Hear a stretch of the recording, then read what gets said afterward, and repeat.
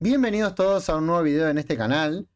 Mi nombre es Manuel Mahmoud y en este caso me gustaría hablar un poco sobre Backrooms de Kane Parsons, película del 2026. Película que se estrenó esta semana, al momento en el que estoy grabando esto, y que está basada en la serie web que el propio Kane Parsons, mejor conocido en YouTube como Kane Pixels, ese es el nombre, digamos, de su canal de YouTube, donde creó una serie de videos hace ya 4 años aproximadamente, que arrancó con esa serie web, que a su vez está basado en una serie de posteos en foros que si mal no recuerdo eran de 4chan, y que construyeron todo un universo de creepypastas sumado a la serie web del propio Parsons, que bueno, después devino en videojuegos, más leyendas urbanas y relatos creados dentro de este concepto de Internet, que tuvo su mayor desarrollo, digamos, en la serie de Parsons, ¿no? En la serie de YouTube de Parsons se construyó como el universo más íntegro, más profundo, si se quiere, utilizando este concepto de fondo. Backrooms un poco nace, o se estrena, mejor dicho, en un contexto donde tenemos también muy reciente el estreno de Obsession de Curry Barker, película la cual he también comentado bastante, ya sea en Nacido el 3 de julio o en un próximo video que va a salir con Crítico y Cítrico, y que también trata sobre o también es una película dirigida por una persona menor de 30 años, en el caso de Barker 26, y en el caso de Parsons, el director de Backrooms, una persona que tiene 20 años, ¿no? Una edad que para tener una primera película producida y bancada por A24 es lo más llamativo, o fue lo más llamativo, si se quiere, de este ciclo de prensa o de marketing de la película. Independientemente de la estrategia de marketing o no, me parece muy importante destacar la edad del director, teniendo en cuenta que además él había arrancado con este universo cuando tenía 16 años. O sea, estamos hablando de una persona que ya tenía una idea de este universo o fue construyendo este universo desde hace ya varios años, incluyendo su etapa adolescente, que bueno, también con 20 años, medio que uno sigue siendo adolescente, tampoco es que se escapó tanto de esa edad, pero digamos, se nota, incluso antes de ver la película, que era algo con mucho cariño y mucha dedicación detrás. O sea, que independientemente de la edad que tenga él, eh, evidentemente se nota un cariño por el material que, bueno, en manos de otra persona, creo yo, no, no sería tan notorio, digamos, ¿no? Si A24 hubiese tomado el concepto de él, pero mandaban a alguien más a dirigirlo y ponían otro nombre, alguien de la casa, y quizás no hubiese sido lo mismo. O se hubiese entendido ese concepto, pero no se hubiese notado, si se quiere, tanta familiaridad y tanto reconocimiento con el material propio. En definitiva, tenemos acá una película que nace de una serie web que el propio Parsons crea.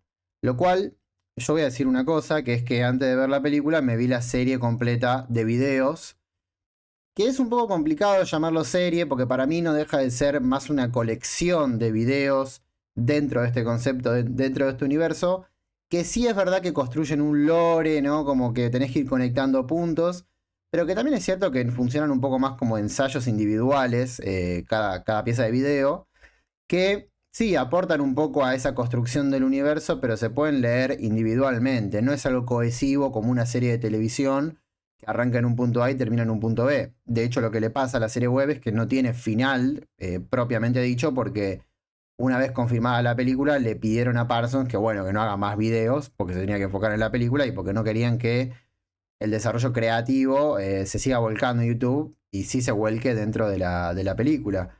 Lo cual, obviamente, más allá de la calidad que tenga o no la serie web, que yo habiéndolo visto puedo decir que es muy buena, porque tiene videos muy interesantes, algunos mejores que otros, pero en definitiva es interesante de ver por los conceptos que maneja. Uno esperaba como, bueno, qué podía pasar cuando se traducía este concepto, estas ideas de videos de 15, 20 y un máximo, creo que el video más largo es de 45 minutos, a una película donde además tiene que tener como cierta narrativa o cierta impronta, ni hablar fílmica, pero también como de storytelling. Creo yo que ese era el interrogante más importante a la hora de abordar esta película. Y me parece que dentro de todo la película lo logra bastante bien. Me parece que es interesante entender a la película no solo a partir del universo del cual surge, que es de la mente, digamos, del propio Parsons, o de lo que él tomó de ese concepto, de esos posteos, de ese creepypasta para crear su propio universo, sino también pensarlo dentro del mismo género de terror, ¿no? De terror barra suspenso, si lo quiere llamar así, pero para mí es una película de terror. Porque yo creo que es muy interesante pensar a la película como la despersonalización, o si no también el ascetismo de lo que yo considero un fan footage. Me parece que el fan footage es el último género de terror, el último género de terror que nació, que sí es verdad que tiene sus Cannibal Holocaust, sus The Last Broadcast y demás, tiene sus antecedentes, pero que nace propiamente dicho con el proyecto de Blair Witch. Y que fue el género de terror preponderante de casi todo el 2000 y una gran parte de los 2010. Si bien es cierto que después el subgénero se agotó en sí mismo y los ejemplos que fueron saliendo terminaron siendo más metacomentarios sobre el subgénero que, digamos, variaciones dentro del mismo subgénero, eh, todos coincidimos que ya pasó la cresta de la ola, ¿no? Y por lo general es un género, o mejor dicho, un subgénero, que fue bastante bastardeado en el momento en el que salió, e incluso hoy se lo toma como algo menor, como una distracción, como un concepto bastante berreta. Y me parece que es todo lo contrario. Yo creo que el fan footage es un género muy, muy interesante que lamentablemente fue sepultado por su propia inflación, ¿no? Por toda la cantidad de películas que fueron saliendo en este subgénero a lo largo de los años, de esos 10, 15, 20 años, y que lamentablemente taparon las películas que realmente valían la pena. Pero yo puedo mencionar, así, digamos, de lo que tengo en la cabeza, grandes ejemplos de películas fan footage que son muy buenas. Digo, obviamente Blair Witch, que para mí es una obra maestra, es una película increíble hasta el día de hoy, que la veo una vez al año, pero si no también ejemplos más recientes como The Visit. Otra película de fan footage que a mí me gusta muchísimo es Hell House LLC. Otra gran película también es As Above, So Below. Y bueno, después podemos mencionar otros ejemplos como REC, podemos mencionar algunas actividades paranormales que están dentro del todo bastante bien. Y es verdad que ahí se juega un poco con esto de metraje encontrado del fan footage y si no también películas de cámara de seguridad y demás. A ver, no es exactamente lo mismo, pero todo apunta más o menos hacia lo mismo. Pero en definitiva, grandes películas que fueron sepultadas por, bueno, actividad paranormal, justamente con su propia saga inflacionaria. Pero si no, bueno, con otros ejemplos que son más, bueno, una cámara en el área 51, una cámara en las pirámides, una cámara en etcétera. Que se quedaban solo con la cuestión más que nada pictórica del fan footage. Y no abordaban, creo yo, el tema más interesante que tiene ese subgénero, que es la mirada que tiene acerca de la creación o la grabación de mitos y de contenidos. Las mejores películas de fan footage son aquellas que se enfocan en crear mitos o entender la creación de un mito. Creo que Blair Witch, de nuevo, es el máximo exponente porque es una película que está creando su propia mitología filmada por los propios protagonistas y que luego nosotros vemos en la película. As Above, So Below también, digamos, crea toda una mitología a partir de las catacumbas y encima se transforma en una película de aventuras con una suerte de Tomb Raider de Lara Croft en la protagonista, o incluso de Indiana Jones. Y bueno, ni hablar de Last Broadcast, que si bien es anterior a Blair Witch, también toca el tema de la mirada a través de la cámara. Bueno, de Visit hemos hablado, por ejemplo, hace ya muchos años en Cracosia, ¿no? De cómo maneja, digamos, los conceptos de la filmación, de crear una película, de los actores, de la puesta en escena. Pero en definitiva me parece que esas son como los fuertes más interesantes o los temas más interesantes que puede abordar el subgénero del fan footage y sus mejores exponentes. Entonces en un momento llegamos a Backrooms, porque a ver, lo que pasa con el fan footage es que también coincide con el crecimiento de internet y el crecimiento de las leyendas urbanas, de los creepypastas y el crecimiento de la generación de YouTube. Entonces es evidente que una persona que tiene 20 años como Kane Parsons está atravesada por todas esas películas, de la misma manera en que yo puedo estar atravesado con casi 10 años más que él, pero en una suerte de mismo espectro, porque yo también fui adolescente cuando salían este tipo de películas. Y me parece que una cosa que el propio concepto de backrooms, y estoy hablando de lo de los foros, ¿no? O de lo que nace de la serie de Parsons, es un poco quitar todo lo más, si se quiere, decorativo, todos los elementos que construyen al relato y transformar al terror dentro de esos espacios completamente despojados de cualquier material, repetitivos, cíclicos, que son los espacios liminales, ¿no? Hay una secuencia en la película que a mí me parece espectacular, que es ese descenso de la cámara desde, digamos, un cuarto que es el... Voy a hablar con spoiler de la película, quiero aclarar desde ya. Si escuchaste hasta acá y no la viste, te recomiendo que no escuches el video, pero si sí lo hiciste, genial. Ese momento donde, digamos, el personaje de Renette Reims, que perdón, que nunca sé cómo se pronuncia, queda atrapada por el personaje de Ejiofor, y la cámara hace como un descenso desde su recuerdo de la casa en la cual la madre la tenía encerrada y la mantenía aislada de todo el mundo, y poco a poco la cámara va bajando a repeticiones de ese mismo cuarto, sacando todos los elementos hasta transformarse en lo que se consideran los backrooms. Ese momento tan significativo de la película me parece que un poco resume la idea de los backrooms, ¿no? Y pensar que el terror que se entendía en el fan footage como, por ejemplo, en el caso de As Above So Below, este recorrido por las catacumbas donde cada habitación era una aventura, donde pasábamos por un loop temporal, donde las habitaciones se repetían. Acá lo que entiende la película y lo que entiende el propio Parsons desde la serie web y también desde la película es la idea de despojar todos los elementos y transformarlos solamente en un espacio de un mapa, digamos, de un videojuego que todavía no se generó. Eso me parece lo más interesante del concepto que tiene los Barrons, y que la película la verdad que lo labura igual de bien o incluso mejor que la serie web original. Yo tenía un poco de miedo de que se transformase la película en una versión alargada, extendida de uno de sus videos más, digamos, representativos del concepto. Si ven la serie web van a ver que hay varios videos de 15, 18 minutos de un personaje atrapado en los backrooms. Puede ser un científico, puede ser una persona que cae sin querer en esos espacios, puede ser, sí, distintas personas que agarran una cámara, graban y bueno, hasta que se encuentran con un monstruo, cuando pasa algo, o a veces incluso no pasa nada, pero que el terror mismo te lo da el espacio y la sensación de sentirse en un ciclo sin fin, ¿no? Y un loop espacio-temporal que nunca se acaba. Yo tenía miedo de que la película sea 2 horas, casi 2 horas de eso, ¿no? Y la verdad que el concepto se agote muy, muy rápido. Y la verdad es que no, me parece que la película arranca con una secuencia de fan footage excelente, excelente, al mismo nivel, te diría, de los mejores episodios de la serie web de Parsons, que tiene un susto, la verdad, espectacular. Yo hace rato no me asustaba en una sala de cine, pero acá me asusté, tengo que admitirlo. Pero después la película se encarga de encontrar una narrativa propia, una historia con los dos personajes protagonistas o incluso con un tercero, que me parece que sobrepasa las ideas de la serie web, porque la serie web no dejaba de tener esta cuestión de ser inconclusa o de atar las partes y de todo ser demasiado ambiguo.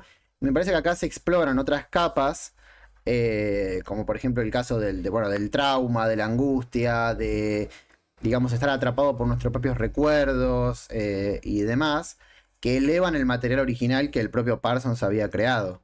Y creo yo que esa secuencia setea el terror de la película, pero después me parece muy interesante cómo filma él.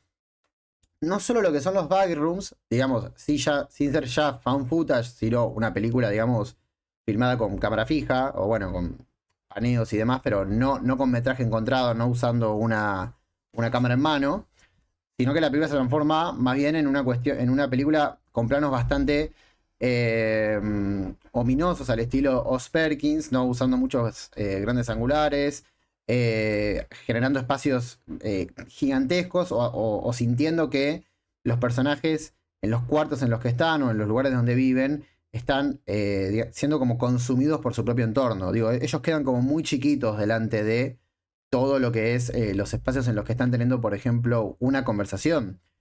Y me parece que eso eleva el material original. Yo leí quejas, por ejemplo, de que, bueno, de que se traiciona el concepto, que tendría que haber sido fan footage, y me parece que no, me parece que lejos de agotar la idea, utilizando siempre lo mismo, Parsons logra encontrar variantes y otras maneras de filmar que no estaban en su serie web, más propias del cine o del cine que no es fan footage.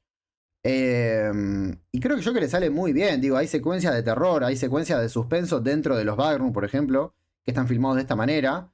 Que me parece que generan el mismo suspenso y la misma tensión. A ver, yo no creo que sea una película que dé miedo. Me parece que es una película que da incomodidad. Y creo yo que el concepto de los backrooms, de este ciclo infinito de piezas, no es tanto de terror, más allá cuando sí aparece un monstruo, sino más bien la sensación de estar atrapado en un lugar sin salida y en un lugar donde pareciera que el tiempo no se detiene. Que el tiempo se detiene, perdón. Y que la propia liminidad de los espacios genera ese suspenso y esa incomodidad. Es sentir que estás en el famoso ejemplo de un cuarto blanco de un manicomio, pero que se extiende eh, basado en nuestra propia memoria. Eh, y creo yo que esa incomodidad no solo se genera dentro de los barrooms, sino como decía antes, también en las distintas conversaciones de los protagonistas. Hay una conversación al principio, que es la primera de todas, que tienen ellos en la sesión bueno, tiene el personaje de Ejiofor, que se llama Clark en ay, no me sale, perdón.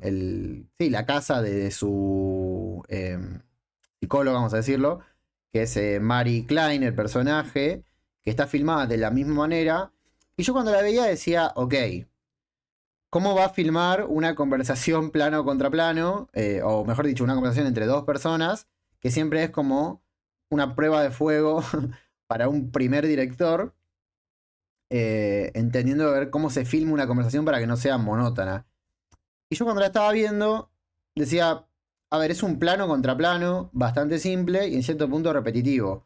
Pero creo yo que la película, cuando uno la sigue viendo, empieza a jugar cada vez más con esta suerte de repetición de planos y repetición de espacios en las conversaciones que generan esa misma incomodidad y que adelanta, antes de que el personaje de Clark entre propiamente a los barrooms, adelanta su entrada de su universo. Por decirlo de otra forma, la película plantea a nivel, su forma, ya un acercamiento y una paridad con el concepto de los backrooms, incluso antes de que estos se presenten. Y todo lo que es la introducción del personaje y los primeros momentos y todo la previa a entrar al universo de otro mundo del personaje de Clark, me parecen unos 20-25 minutos excepcionales.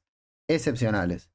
Realmente, para la persona que ya conoce el universo y para la que no lo conoce, es, digamos, ver eh, cómo se está creando un universo y cómo nos introducen un concepto bastante nuevo, entre comillas. Porque hay ejemplos de películas que abordaron esto, como Esquina Marín y demás, pero hablamos dentro del propio universo de los backrooms, estamos hablando, que es fabuloso. O sea, es fabuloso cómo este pibe, que es un pibe de 20 años, logra esta introducción. Después, es verdad que la película, creo yo que en estas repeticiones cae un poco en esa, como en cierta inflación de sí misma, que es un poco también lo que creo yo que le pasa a algunos momentos de Obsession. Pero como he hablado mucho de Obsession, siento que también acá pasa lo mismo de también entender que es la primera película de dos personas, de Curry Barker en el caso de Obsession y de Kane Parsons en el caso de Barrooms, y que bueno, hay detalles que se pueden pulir y que se pueden mejorar en futuros trabajos o quizás no, pero al menos al ser una primera película, uno le da el beneficio de la duda, pero también es cierto que me parece que está muy bien lo que hace, digo, no es una pavada esos 25 o 30 minutos iniciales y después otras 2 o 3 o 4 secciones y secuencias de la película que son increíbles. Digo, hay una secuencia también de fan footage con cámara en mano que sucede, bueno, no sabría decir en temas de tiempo, pero es como la segunda gran secuencia de fan footage que es impresionante, impresionante. Y después tenés una persecución con planos abiertos, terror a plena luz del día, entre comillas, o a plena luz de los tubos fosforescentes que tienen los barrooms, que es increíble. Hay un plano en particular que es un plano abierto, iluminado, que da miedo, digo, y uno piensa en el terror y piensa en oscuro, espacios cerrados, y acá es terror a plena luz del día, que la verdad que funciona muy, muy bien. Y por último, una cosa que quería dialogar sobre la película y es, teniendo en cuenta lo que estuve escuchando o leyendo en redes, es esta cierta queja de la sobreexplicación del universo en el final. Que en los últimos 10 minutos se cae la película porque tiene que explicarse a sí misma para que nosotros entendamos. Y a mí no me deja de sorprender, a ver, yo entiendo del público general y no pasa nada, pero para las personas que vemos mucho cine y que seguramente muchos están escuchando esto, como ya pasaron 60 años, o más, perdón, casi 70 años del estreno de Psicosis y de la idea de la psicóloga, perdón, del psicólogo de Psicosis explicando mal la propia película que acabamos de ver, cómo pasaron tantos años y nos seguimos cuestionando al día de hoy, o nos seguimos preguntando cuando un personaje que es psicólogo se pone a explicar la película y decimos, no, pará, me la está sobreexplicando. Digo, ya pasaron 70 años para darnos cuenta de que no es así. Que el personaje que aparece al final de Mark Duplass no es que te está explicando la película. De hecho, lo mejor que tiene la película, más allá de la cuestión de la forma, se da justamente en la dinámica que tiene la psicóloga, la psiquiatra de Clark, Mary Klein, perdón, con él, porque básicamente la película arranca con ella tomando ese rol de psicóloga, solucionándole la vida a él, de decirle yo tengo la posta, yo te voy a explicar cómo vas a salir de tus traumas, cómo vas a superar eso, y al mismo tiempo ella no pudiendo superar el trauma de su infancia, el trauma de su niñez, de sentirse atrapada al mismo tiempo que se siente atrapado él. Y cómo en el final, en su última confrontación entre los dos, ella le confiesa que no sabe nada, que vende esos libros de autoayuda, pero la realidad es que nunca pudo ayudar a nadie, que básicamente le está diciendo que es una chanta. Y como la película me parece que hace algo brillante en su final, que es la charla que tienen posteriormente ella con el personaje de Mark Duplass, con Phil, y como 10 minutos después de que ella se confiesa como una chanta, viene otro personaje más y se pone en el lugar de ella cuando ella tuvo la conversación con Clark. Es decir, ahora ella pasa a ser la persona que entiende cómo funcionan los Bagnus de verdad y qué es lo que significan a nivel subconsciente y cómo eso afecta a las personas y a sus memorias.